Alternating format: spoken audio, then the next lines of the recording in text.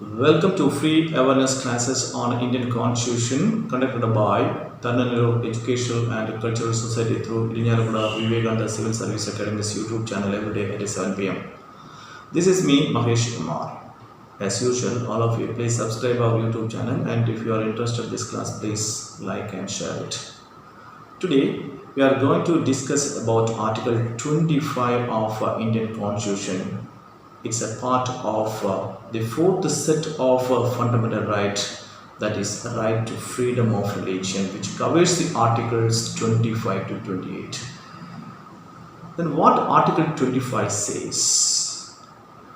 It says that every individual has the right to conscience, profess, practice and propagate his religion.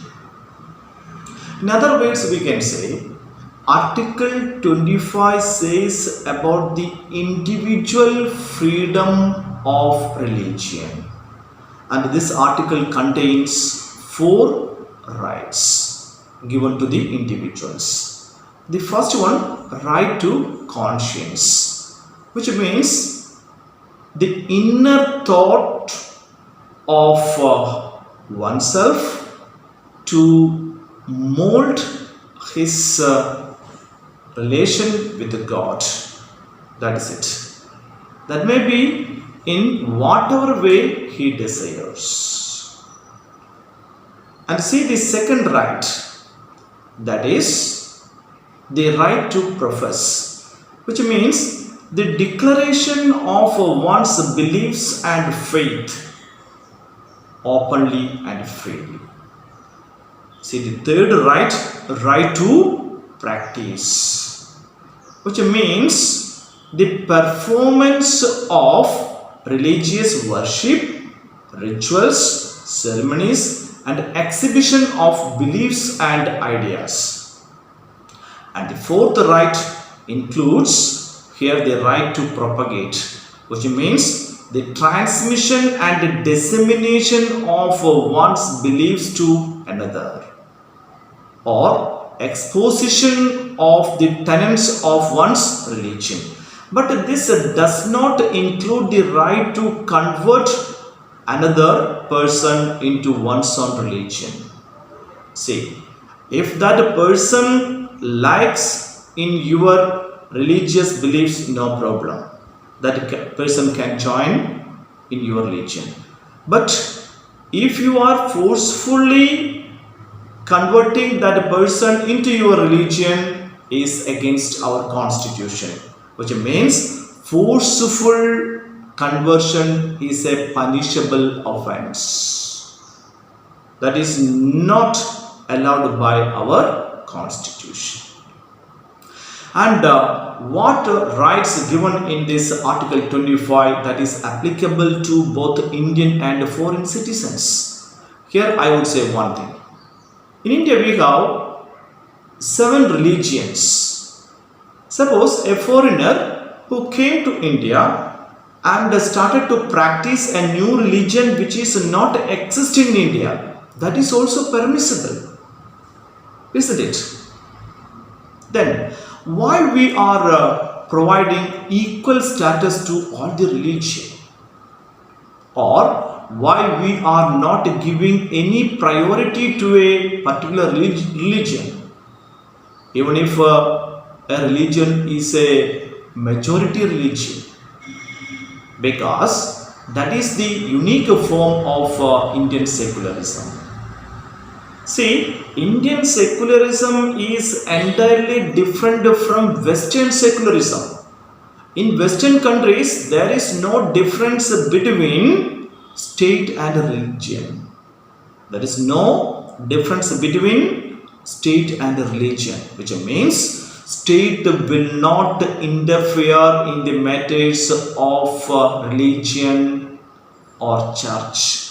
But in the case of India, it is completely different.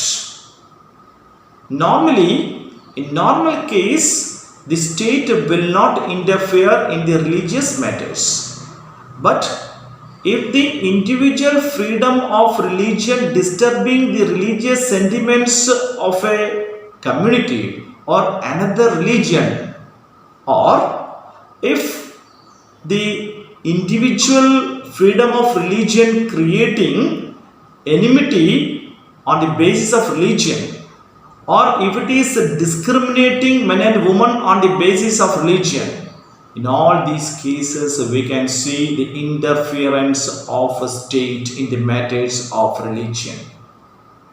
Normally, the state imposing the restrictions in four ways. First, if it is disturbing the public order or morality or public health. In the fourth case, that is, if any provisions of part 3 means fundamental rights. So, if any fundamental rights deviated by the people in the name of individual freedom of religion, definitely the interference of a state will come there. That also very important.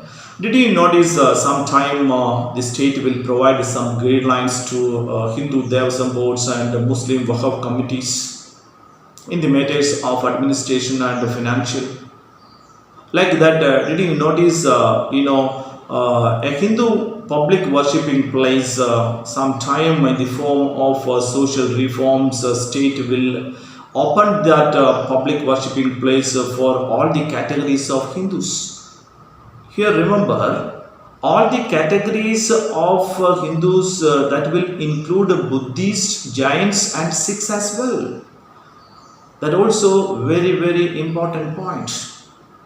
And here you see, what is the main reason that India is not taking a particular religion as its official religion like other countries, like our neighboring countries? Because even today we could not identify the religion of our natives, the religion of our aboriginals. Then what was the religion of our natives? Who are the natives of India? The natives of India, they were Dravidians. Dravidians are the descendants of Indus Valley people. When Indus Valley people attacked by Aryans who came from Europe or West Asia or Tibet or from Arctic Pole, wherever it is, they defeated and subjugated Dravidians beyond Vindhya mountain or beyond Narmada river. So Dravidians settled in South India, whereas Aryans settled in North India. Gradually, during the time of a Vedic period, Hinduism flourished. But due to the empty ritualistic practices prevailed in Hinduism, the Shraman movement started. As a result of Shraman movement, Buddhism and Jainism originated. And after several centuries, Sikhism too. In the year AD 647, the last Hindu ruler Harshavardhana was died. Thereafter, the entire Indian subcontinent divided into smaller princely states, princely kingdoms, and they fought one another and ruined themselves. This was taken by Turks, Afghans and Persians as an added advantage.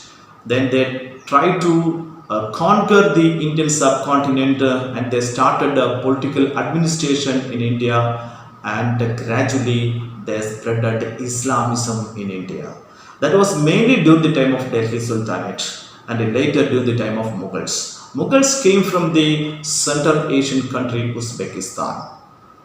During the time of last phase of Delhi Sultanate through Portuguese and Dutch, and like that during the last phase of Mughals through English and French, Christianity also spreaded in India. So if the things are like this, how the makers of the constitution can take a particular religion as the official religion of India? All these religions are the are not the religions of our native people. Some or other day, all these religions came from outside India. That is the main reason why India has no official religion.